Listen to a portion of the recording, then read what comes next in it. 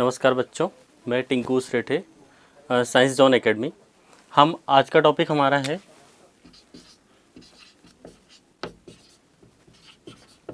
PAT 2020 में हम crop production के टॉपिक में देख रहे हैं मक्का मेज़।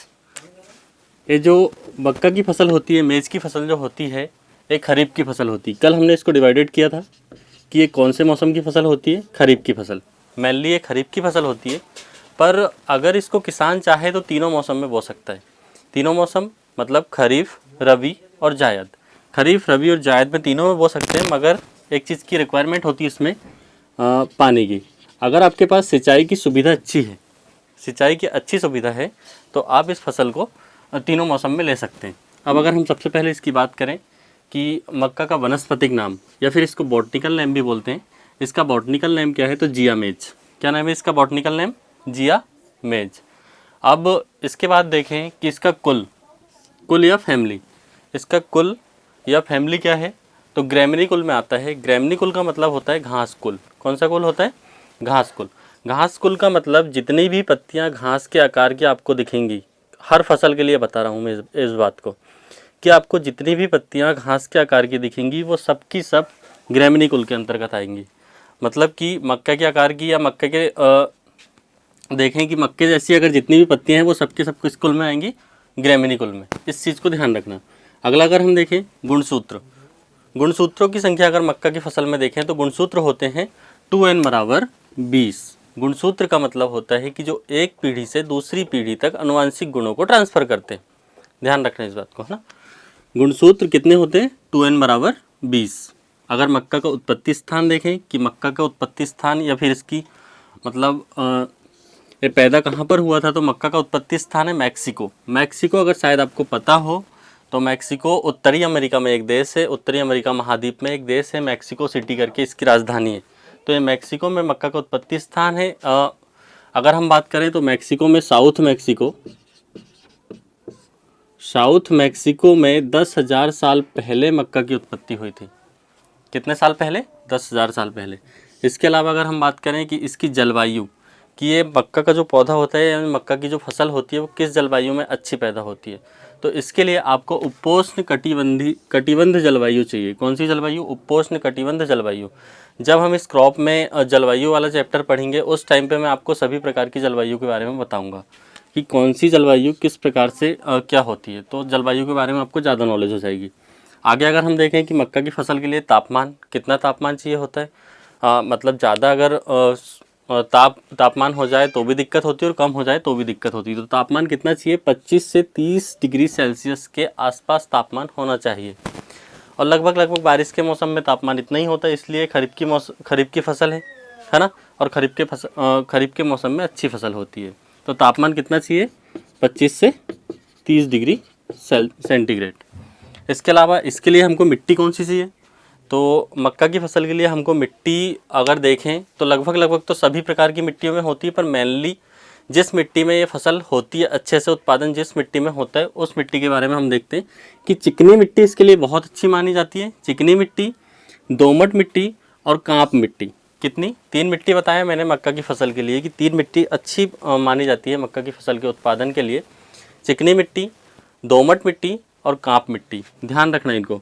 इसके अलावा अगर हम देखें तो खाद, मक्का की फसल के लिए आपको खाद, कौन कौन सी खाद की ज़्यादा रिक्वायरमेंट होती है, तो सबसे पहले अगर हम देखें तो मक्का की फसल के लिए नाइट्रोजन, सबसे ज़्यादा नाइट्रोजन की आवश्यकता होती है।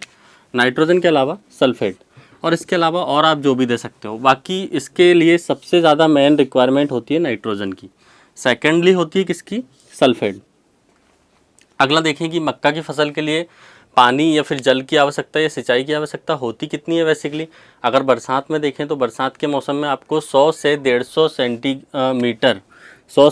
सेंटीमीटर अगर वर्षा होती है, वर्षा कितनी होनी चाहिए? 100 से 150 सेंटीमीटर। 100 से 150 सेंटीमीटर अगर वर्षा होती है तो फसल अच्छी होती है।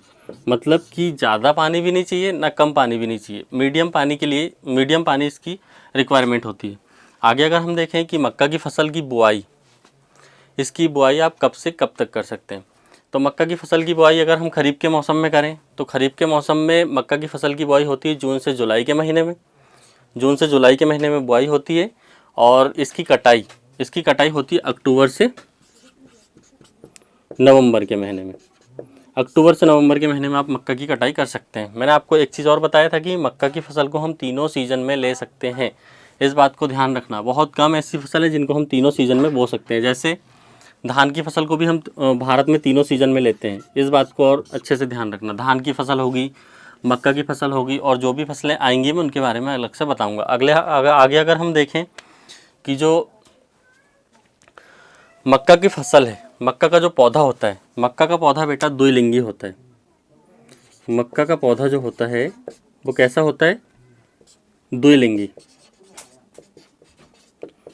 द्विलिंगी का मतलब होता है कि जिसमें नर और मादा दोनों के गुण उपलब्ध हो। मक्का की फसल में नर के गुण और मादा के गुण दोनों के गुण उपलब्ध होते हैं, इसलिए इसको द्विलिंगी पौधा या फिर इसको उभयलिंगी भी बोलते हैं। उभयलिंगी, ध्यान रखना इस बात को। आगे अगर हम देखें कि भारत में कितने प्रकार की मक्का बोई जाती है, कितने टाइप से। हाँ, तो हम देख रहे थे कि भारत में कितने प्रकार की मक्का लगाई जाती है। वैसे तो उत्पादन बहुत सारी मक्कों का होता है, पर हम मेनली देखते हैं कि कौन कौन सी मक्का हमारे यहाँ पर कौन कौन सी किस्म उगाई जाती है। तो किस्मों की अगर हम बात करें तो popcorn, sweet corn, flint corn, waxy corn, pod corn, soft corn और डेंट कॉर्न। इसमें एक चीज़ ध्यान रखना है, पॉपकॉर्न तो आपको पता होगा, स्वीट कॉर्न पता होगा, सॉफ्ट कॉर्न पता होगा, मगर एक बात ध्यान रखना है, ये जो फ्लिंट कॉर्न है, इस फ्लिंट कॉर्न का उपयोग एनिमल्स के लिए किया जाता है। जानवरों को खिलाने के लिए इस मक्के का उपयोग किया जाता है। ठीक है, इस बात को ध्यान रखना।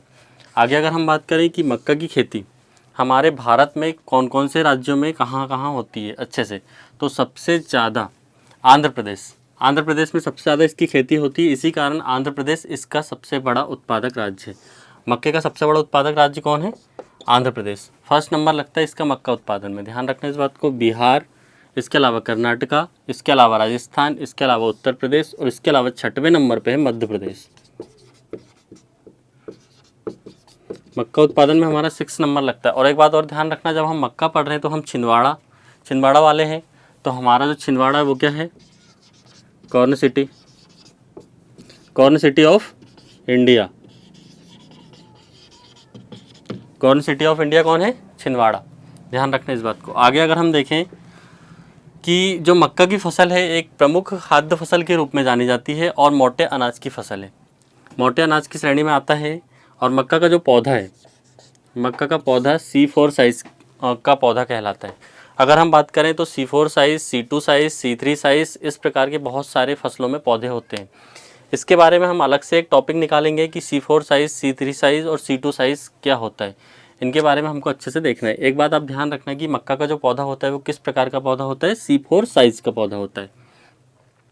विश्व स्तर पर अगर हम देखें कि पूरी दुनिया में सबसे ज़्यादा मक्का कहाँ पर लगती है, कहाँ पर इसका सबसे ज़्यादा उत्पादन होता है, उसके बारे में अगर देखें तो सबसे ज़्यादा उत्पादन होता है USA में। कहाँ पर होता है सबसे ज़्यादा मक्का का उत्पादन? USA, मतलब यूनाइटेड स्टेट ऑफ अमेरिका, जिसको हम अमेरिका भी बोलते हैं।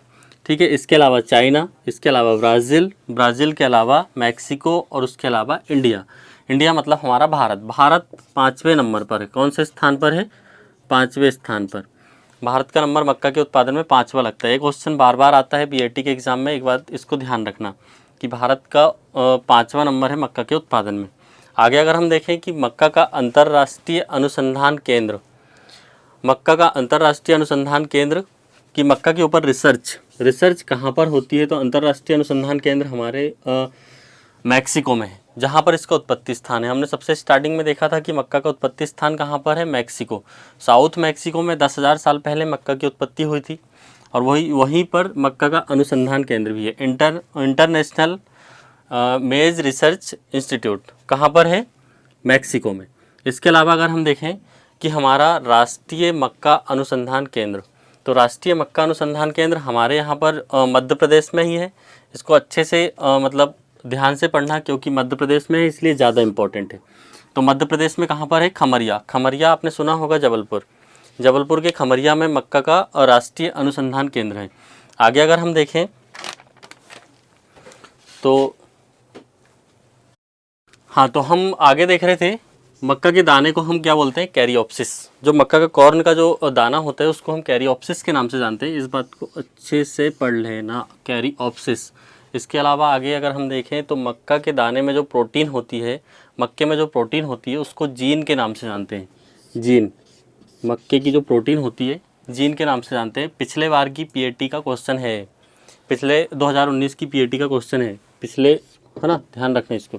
आगे अगर हम देखें मक्का का जो उत्पादन होता है, मक्का का उत्पादन हरी खाद के लिए होता है, हरी खाद के रूप में, और खाने के लिए भी होता है। पर मक्का का हम एक बात ध्यान रखें कि जो मक्का की फसल होती है वो हरी खाद वाली फसल भी होती है। आगे अगर हम देखें कि मक्का का जो उपयोग होता है तो व्यावसायिक रूप से इसका जो उपयोग होता है वो एथेनॉल के उत्पादन में होता है। एथेनॉल मतलब C2H5OH, C2H5OH, एथेनॉल। ध्यान रखना, इसके उत्पादन में भी मक्का का उपयोग होता है। मक्का का जो तेल होता है, मक्का का तेल का उपयोग बायोफ्यूल के रूप में होता है। बायोफ्यूल मतलब जैव ईंधन, है ना, जैव ईंधन। ध्यान रखना इसके बारे में।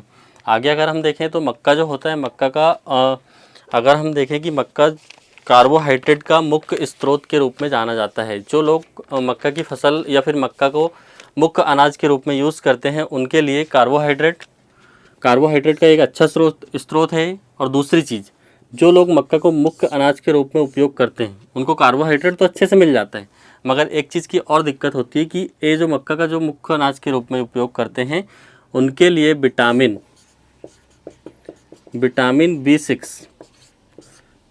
B6 की कमी होती है। ध्यान रखना इस बात को। जो भी लोग मक्का को मुख्य अनाज के रूप में यूज़ करते हैं उनके शरीर में विटामिन B6, बोले तो पायरिडॉक्सिन, जिसको पायरिडॉक्सिन के रूप में जाना जाता है ना। आगे अगर हम देखें, एक बार रिवाइज करके देख लेते हैं कि जो है कि हमने मक्का के बारे में क्या क्या देखा। तो सबसे पहले हमने एक चीज़ देखा था कि मक्का का जो वनस्पतिक नाम है वो क्या है, जियामेज।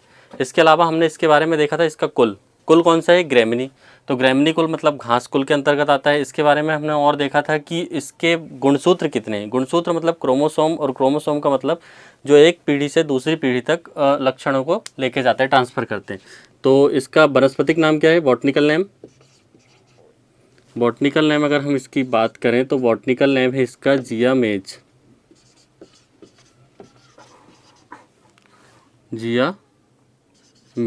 है ना। इसके अलावा अगर हम देखें कि इसमें गुणसूत्रों की संख्या कितनी, तो गुणसूत्र की संख्या इसमें 2n = 20। ध्यान रखना। आगे अगर हम देखें इसका उत्पत्ति स्थान, तो उत्पत्ति स्थान है इसका मैक्सिको जो कि उत्तरी अमेरिका महाद्वीप में एक देश है, वहाँ पर इसका उत्पत्ति हुई थी 10,000 साल पहले। इसके अलावा अगर हम और देखें कि मक्का, तो मक्का के दाने को हम क्या बोलते हैं, कैरियोप्सिस के नाम से जानते हैं। मक्का का एक चीज़ और, मैक्सिको जब हमने ध्यान किया तो मैक्सिको के बारे में एक चीज़ और साथ में ध्यान आनी चाहिए कि जो मैक्सिको है यहाँ पर अंतर्राष्ट्रीय मक्का अनुसंधान केंद्र है। क्या है, अंतर्राष्ट्रीय मक्का अनुसंधान केंद्र। मक्का के बारे में जो अनुसंधान होता है वो कहाँ पर होता है, मैक्सिको में होता है। इसके अलावा राष्ट्रीय मक्का अनुसंधान केंद्र भी ध्यान आना चाहिए। तो राष्ट्रीय मक्का अनुसंधान केंद्र हमारे मध्य प्रदेश में जबलपुर में खमरिया नामक जगह है, वहाँ पर होता है। ठीक है। इसके अलावा हम देखें कि जो मक्का के दाने में जो उपस्थित प्रोटीन होती है उसको हम जीन के नाम से जानते हैं। मक्का के दाने में जो प्रोटीन होती है उसको किस नाम से जानते हैं, जीन, है ना। इम्पोर्टेंट है, पिछले साल का क्वेश्चन है। आगे अगर हम देखें कि जो मक्का है, मक्का के लिए कौन सी जलवायु चाहिए, तो इसके लिए उपोष्ण कटिबंध जलवायु चाहिए हमको। इसके लिए मिट्टी, तो मैंने मिट्टी आपको 3 प्रकार की मिट्टी बताया था मक्का के लिए, कौन सी, एक तो चिकनी मिट्टी, एक दोमट मिट्टी और एक कांप मिट्टी। तीनों प्रकार की मिट्टी इसके लिए सुटेबल है, अच्छी मिट्टी है। कौन सी, चिकनी मिट्टी, दोमट मिट्टी और एक कांप मिट्टी। ये तीनों मिट्टी ध्यान में रखना, चिकनी, दोमट और कांप, ये तीनों मिट्टियाँ आपकी मक्का की फसल के लिए अच्छी है। और एक चीज़ और देखा था हमने कि जब मक्का की फसल अगर आपने लगाया है तो उसके लिए तापमान कितने डिग्री सेल्सियस आपके लिए सुटेबल रहेगा। तो तापमान की अगर हम बात करें तो तापमान मैंने बताया था आपको कि 25 से 30 डिग्री सेल्सियस तापमान होना चाहिए। कितना तापमान होना चाहिए, अगर मक्का की फसल को आपको अच्छे से उत्पादन करना है तो 25 से 30 डिग्री सेल्सियस तापमान की इसमें आवश्यकता होती है। इसके अलावा सिंचाई की आवश्यकता होती है इसमें 100 से 150 सेंटीमीटर। 100 से 150 सेंटीमीटर अगर बारिश होती है तो मक्का की फसल का उत्पादन अच्छा होता है। हमने एक चीज़ और भूल गए कि मक्का की फसल का उत्पादन और मक्का की फसल में बीज की अगर देखें तो लगाने के लिए कितना बीज चाहिए होता है। तो अगर हम बात करें तो मक्का की फसल की बीज दर जिसको हम बीज दर के नाम से जानते हैं, बीज रेशो। तो बीज दर जो होती है, बीज दर, तो मक्का की फसल के लिए बीज दर होती है 20 से 25 किलोग्राम प्रति हेक्टेयर। 20 से 25 किलोग्राम प्रति हेक्टेयर मक्का की फसल के लिए बीज की आवश्यकता होती है, इस बात को ध्यान रखना। इसके अलावा अगर हम देखें उत्पादन, कि मक्का की फसल का उत्पादन होता कितना है, तो मक्का की फसल का उत्पादन होता है 45 से 55 क्विंटल प्रति हेक्टेयर, इतना उत्पादन होता है, बीज दर इतनी होती है। इसके अलावा जो भी चीज़ें हमने देखी है इसको आप एक बार और रिवाइज कीजिएगा। थैंक यू, अगली क्लास में मिलते हैं।